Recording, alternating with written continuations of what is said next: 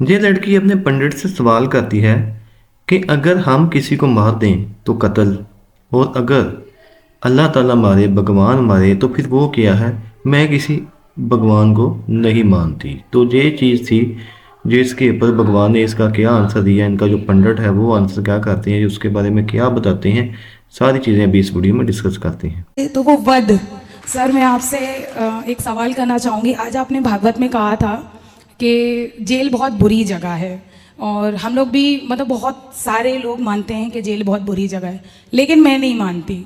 मैं इसलिए नहीं मानती क्योंकि मुझे लगता है कि अगर हम दुनिया में आए हैं तो कुछ ना कुछ सीखने के लिए आए हैं। लेकिन मैं ये जानना चाहती हूँ कि जब हम लोग यहाँ से छूटते हैं, जब भी हमारी सबकी रिहाइयाँ होती हैं, तो सब लोग बहुत परेशान हो जाते हैं। किसी को नौकरी नहीं मिलती है, किसी का परिवार छूट जाता है।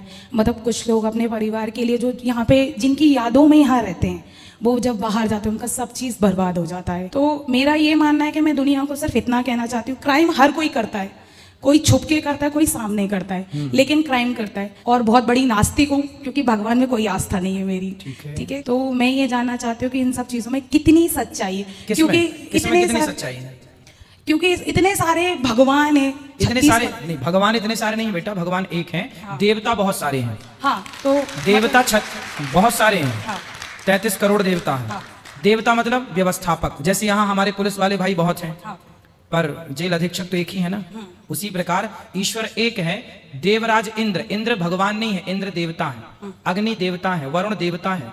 तो ये सब देवता, भगवान तो एक है। बहुत सारे भगवान का सिस्टम नहीं है। तो मतलब आप भगवान को नहीं मानती? नहीं।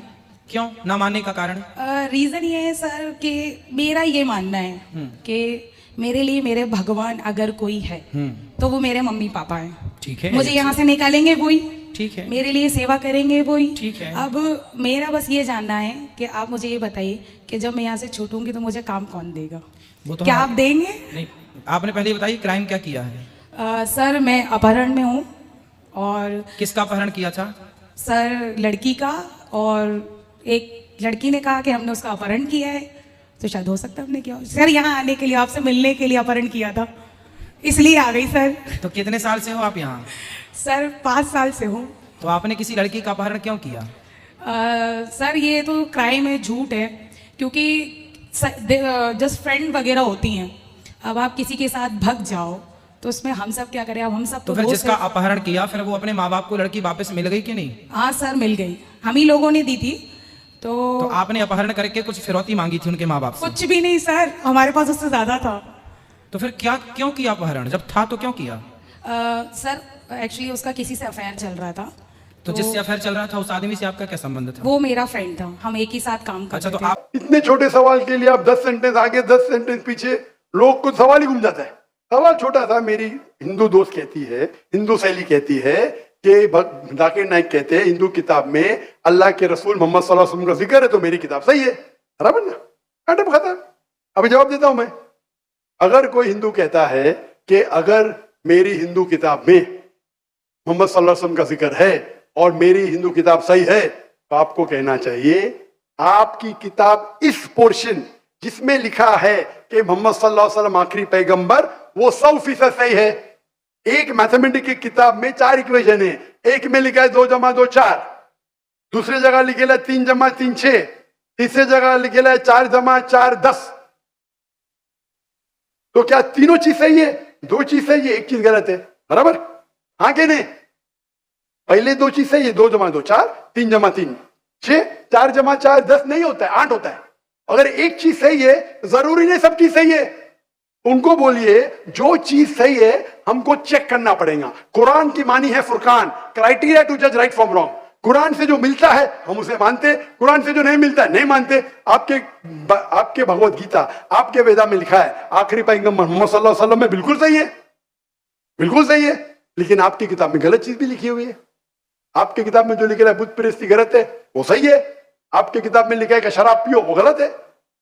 तो एक चीज सही होने का मतलब नहीं पूरी किताब सही है। हमारी पूरी किताब 100% कुरान सही है। आपकी किताब में मिक्सचर है, सही भी गलत।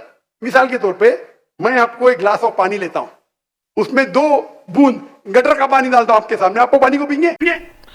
जी दोस्तों, आपने सवाल तो सुन लिया कि देखिए ऐसे मुख्तलिफ़ किस्म के जो वसवसे होते हैं वो हिंदू घरों में पैदा होते हैं, वो फिर उन वसवसों को लेकर मार्केट में आ जाते हैं, अपने पंडित के पास आ जाते हैं, फिर उनसे आकर पूछते हैं। अब इनका सवाल देखें कितने अजीब किस्म का था कि अगर हम मार दें तो वो कत्ल, और अगर भगवान मार दे तो वो क्या कहलाता है। हालांकि इनको ये नहीं पता कि जिसने जान दी है उसने जान वापस भी लेनी है। अल्लाह ताला ने हमें जान दी है, हम अल्लाह ताला की बनाई हुई मखलूक हैं और इस दुनिया में आए हैं, और अल्लाह ताला की वजह से ही हम आए हैं। उसी ने इस कायनात को खलक किया है, बनाया है, और हम सारे उसके बंदे हैं। उसने हमारी हदायत के लिए रसूल भेजे, पैगंबर भेजे, लेकिन फिर भी इन लोगों को हदायत नहीं आई। फिर भी ये ऐसे उल्ट किस्म के सवालात लेकर आ जाते हैं कि हर बंदा परेशान हो जाता है कि ये क्या नया फ़लसफ़ा लेकर मार्केट के अंदर आ गए हैं, क्या चीज़ बताना चाहते हैं, किस चीज़ के ऊपर ये बहस कर रहे हैं और क्या चीज़ ये शो करवाना चाहते हैं, इनकी कुछ समझ नहीं आती। तो आप मुख्तलिफ़ किस्म के सवालात जो होते हैं वो डॉक्टर ज़ाकिर नाइक से भी पूछे गए हैं इससे रिलेटेड ही, तो उन्होंने भी बड़ा ही आंसर दिया प्यारा कि अल्लाह और उसके रसूल सल्लल्लाहु अलैहि वसल्लम के बारे में और तमाम हदीस की रोशनी में उन्होंने इसका आंसर दिया। उम्मीद करता हूँ आपको आज की ये वीडियो हमारी पसंद आई होगी। अल्लाह हाफ़िज़।